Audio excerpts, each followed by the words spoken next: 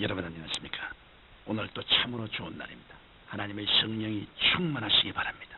저는 오늘 자라나게 하시는 하나님이라는 제목으로 여러분과 함께 은혜를 나누고자 합니다.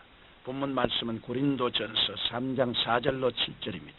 나는 심었고 아볼로는 물을 주었으되 오직 하나님은 자라나게 하셨나니 그런즉 심는 이나 물 주는 이는 아무것도 아니로되 오직 자라나게 하시는 하나님뿐이니라. 고린도 교회는 사도 바울이 2차 선교 여행 때 세운 교회로서 고린도시는 상업이 번성하고 물질적으로 부유한 곳이며 각색 인종이 모여 살아 문화와 종교가 혼잡한 곳이었습니다. 이곳에서 바울은 브리스길라와 아굴라 부부와 함께 가정 집회로부터 시작하여 교회를 세우는데 나중에 디모데와 실라가 합세하여 복음이 더욱 힘있게 전파되었습니다. 그 고린도 교회가 점점 커지자 사도 바울과 그 일행은 또다시 3차 선교 여행을 떠났고 고린도 교회는 아볼로를 세워 목회를 하게 했습니다. 그러나 바울 일행이 떠난 후에 고린도 교회는 파랑이 생겼습니다. 성경 고린도전서 1장 12절에 보면 나는 바울에게, 나는 아볼로에게, 나는 게바에게, 나는 그리스도에게 속한 자라고 각기 주장했습니다. 오늘 본문 말씀의 내용은 바울이 선교지에서 이러한 소식을 전해 듣고 고린도 교회에 편지하여 그 원인을 밝혀주면서 그들이 십자가를 중심으로 하나 되도록 권면하고 있는 것입니다.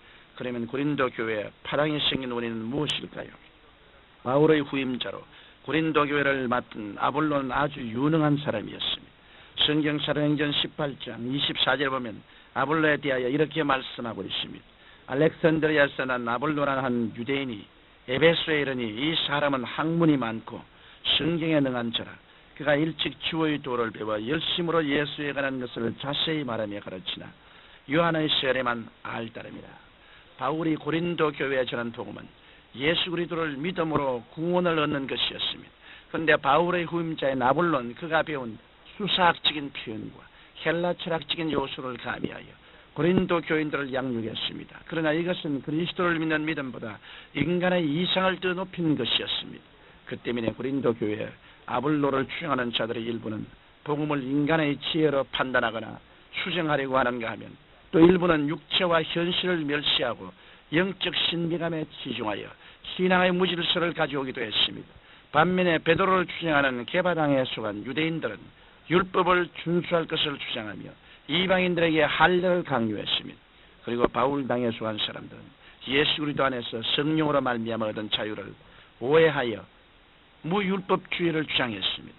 나아가 나머지 무리는 스스로 그리스도께 속한 자들이라 칭한 무리들로서 그들 역시 주의 말씀을 자기들 마음대로 해석하고 믿었던 것입니다.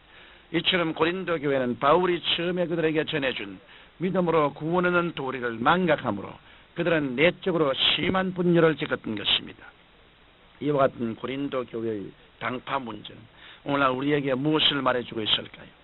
고린도 교회는 바울이 복음의 씨앗을 심었고 그 뒤를 이어 아볼로가 물을 주었습니다.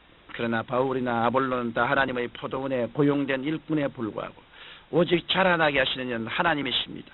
그러므로 바울은 고린도전서 3장 11절에서 교회의 진실한 터는 곧 예수 그리스도라고 말했던 것입니다. 이 예수 그리스도의 터 위에서 전심전력으로 주의 일을 행한 사람은 마지막 날에 하나님 앞에서 그 수고한 대로 상을 받게 되는 것입니다. 바울은 고린도 교회의 당파 문제에 대해 고린도전서 3장 20절로 23절에서 이렇게 결론을 맺고 있습니다. 또 주께서 지혜 있는 자들의 생각을 헛것으로 하신다 하시느니라. 그런즉 누구든지 사람을 자랑하지 말라. 만물이 다 너희 것임이니라. 바울이나 아볼로나 게바나 세계나 생명이나 사망이나 지금 것이나 장래 것이나 다 너희 것이요 너희는 그리스도의 것이요 그리스도는 하나님의 것이니라. 이러므로 우리가 하나님의 일을 할 때 자기를 자랑하거나 교만에 빠져서는 안 됩니다. 하나님께서는 여러 사람들을 통해 다양하게 역사하시지만 그 일을 이루시는 분은 바로 하나님이시기 때문인 것입니다. 영국의 어떤 호르머니가 아들을 키우다가 그 아들이 7살 되는 해에 세상을 떠나고 말았습니다.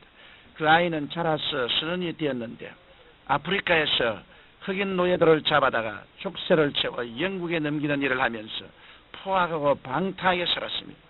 그러면서 그는 어릴 때 어머니가 그를 안고 기도하시던 기억을 언제나 잊을 수가 없었습니다.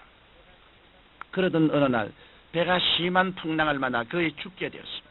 그 순간 그는 어릴 때 어머니가 기도드리던 모습을 생각하고 그 어머니의 하나님께 도와달라고 무릎을 꿇고 기도드렸습니다. 거기서 구사일생으로 하나님의 손길을 체험하고 살아난 그는 나중에 목사가 되었습니다. 또한 그의 사역을 통해 후대에 많은 주님의 일꾼들이 배출되었습니다. 그가 바로 나 같은 죄인 살리신 그 은혜 놀라워라는 찬송시를 쓴 존 뉴턴 목사인 것입니다. 이같이 한 사람의 영혼이 회개하고 주께로 돌아오는 데는 반드시 눈에 보이지 않는 하나님의 역사심이 있는 것입니다. 나아가 교회가 성장하고 선교하는 것도 전적으로 하나님의 주권적인 사이인 것입니다. 그러므로 교회는 인간의 지혜를 전하는 것이 아니라 오직 하나님의 말씀만 증거해야 하는 것입니다. 그리고 우리는 교회를 위해 어떠한 수고와 봉사를 했더라도 끝까지 겸손한 자세로 모든 영광을 하나님께 돌려야 할 것입니다. 그러면 오늘날 우리 개인의 성장과 성공은 어디에 근거할까요? 오늘날 많은 사람들이 실패하면 환경이나 조건을 탓하지만 잘되면 자기가 잘나서 잘된 줄로 착각합니다. 그러나 우리 개인의 진정한 성장과 성공도 전적으로 하나님께 달려있는 것입니다. 성경 고린도전서 1장 27절로 29절에 보면 하나님께서 세상에 미련한 것들을 택하사 지혜 있는 자들을 부끄럽게 하려 하시고 세상에 약한 것들을 택하사 강한 것들을 부끄럽게 하려 하시며 하나님께서 세상에 천한 것들과 멸시받는 것들과 없는 것들을 택하사 있는 것들을 폐하려 하시나니 이는 아무 육체라도 하나님 앞에서 자랑하지 못하게 하려 하심이라고 말씀하셨습니다. 이러므로 하나님께서 문을 여시면 닫을 자가 없고 하나님께서 높이시면 낮출 자가 없는 것입니다. 요셉은 형들의 시기로 애굽의 종으로 팔려가서 무고의 감옥에 갇혔지만 하나님께서 그를 복주시고 높여주심으로 나중에 애굽의 국무총리가 되어 기근 중에도 그의 가족과 온 백성을 무사히 보양할 수 있었던 것입니다. 우리도 무엇을 하든지 다 내가 한 것이라고 자랑하거나 다 내 것이라고 교만하지 말아야 합니다. 성경 잠언 18장 12절에는 사람의 마음의 교만은 멸망의 선봉이요 겸손은 존귀의 앞자리라고 말씀하셨습니다. 사랑하는 청취자 여러분, 고린도 교회뿐 아니라 오늘날도 많은 교회가 내부적으로 여러 가지 분열이 있는 것을 볼 때 안타깝기 그지없습니다. 교회를 분열시키는 것은 사탄의 역사이며 개인이 교만하여 넘어지는 것도 사탄의 역사인 것입니다. 이러므로 우리는 정신을 차리고 근신하여 기도함으로 사탄의 간계를 물리치고 믿음으로 승리하는 교회, 믿음으로 승리하는 성도가 되어야 할 것입니다.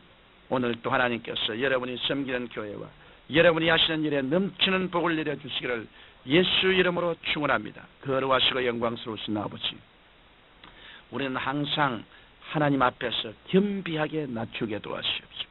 자기를 자랑하거나 자기를 뽐내지 말고 언제나 자기 안에서 자기를 유능케 해주신 우리 주 예수 그리스도를 자랑하고 예수 그리스도를 뽐내고 섬기는 우리들이 되게 도와주옵소서. 주님 이름으로 기도드립니다. 아멘.